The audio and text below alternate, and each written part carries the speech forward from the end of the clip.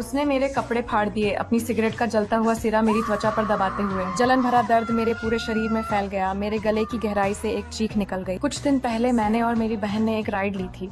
यह कभी नहीं सोचा था कि यह एक बुरे सपने में बदल जाएगी। हमें जहाँ जाना था वहाँ ले जाने के बजाय उन्होंने हमें एक सुनसान जगह पर कैद कर लिया और अपनी बीमार इच्छाओं के लिए औजारों की तरह इस्तेमाल किया। हमने मूल रूप से एक खेत में काम करने की योजना बनाई थी। स्टेशन पर इंतजार करते समय दो आदमियों ने हमसे बातचीत शुरू की। उन्होंने हमें रात के खाने के लिए अपने घर पर आमंत्रित किया, यह वादा करते हुए कि वे हमें बाद में खेत तक छोड़ सकते। भोलेपन में हमने उन पर विश्वास कर लिया। जब हम पहुंचे तो एक बुजुर्ग महिला ने हमारा गर्मजोशी से स्वागत किया और खाना परोसा। हमने अपनी सतर्कता खो दी और खाना शुरू कर दिया, लेकिन कुछ ही देर बाद कुछ गड़बड़ महसूस हुई। मेरा सिर भारी हो गया, मेरी नजर धुंधली हो गई। यह जरूर नशा था। मैंने अपनी बहन का हाथ पकड़ा और हम दरजे की ओर भागे, लेकिन हम ज्यादा दूर नहीं जा पाए। अंधेरे ने हमें निगल लिया। जब मैं उठी तो मैंने खुद को जंगल में गहरे एक शिपिंग कंटेनर के अंदर पाया।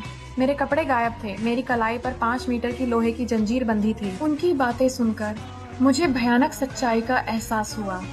वे मानव तस्कर थे। उन्होंने हमें कैद में रखने, मुनाबे के लिए हमारा शोषण करने की योजना बनाई थी। वे हमें हर दिन नहाने के लिए भी मजबूर करते थे, जैसे हमें किसी और बुरी चीज के लिए तैयार कर रहे हो। ठीक जब हम निराशा में डूब रहे थे, यह मानकर कि हम कभी नहीं बच पाएंगे, ठीक तभी हाथ में बंदूक लिए एक पुलिस अधिकारी अचानक प्रकट हुआ। बहुत खुश होकर हमने सोचा कि बचाव आखिरकार आ गया है। हम उसके पीछे छिपने के लिए भागे, उस चीनिक सुरक्षा की भावना से चिपके हुए। तस्कर चौंक कर आत्मसमर्पण में अपने हाथ ऊपर उठा दिए। एक पल के लिए ऐसा लगा जैसे बुरा सपना खत्म होने वाला है, लेकिन फिर अधिकारी ने अपना हथियार नीचे किया और मुस्कुराया। हमारे दिल डूब गए। वह हमें बचाने के लिए वहाँ नहीं था, वह उन्हीं में से एक था। तथाकथित पुलिस तस्करों के साथ काम करती थी, यह सुनिश्चित करते हुए कि उनके पीड़ितों को कभी भी भागने का मौका न मिले। उम्मीद एक पल में बिखर गई। हमें वापस कंटेनर में घसीटा गया, यह महसूस करते हुए कि हम सिर्फ कैदी नहीं थे, हम उनके व्यापार में औजारों से ज्यादा कुछ नहीं बन गए थे। एक ऐसे सिस्टम में फंस गए थे जो हमारी कल्पना से भी ज्यादा अंधकारमय और भ्रष्ट था।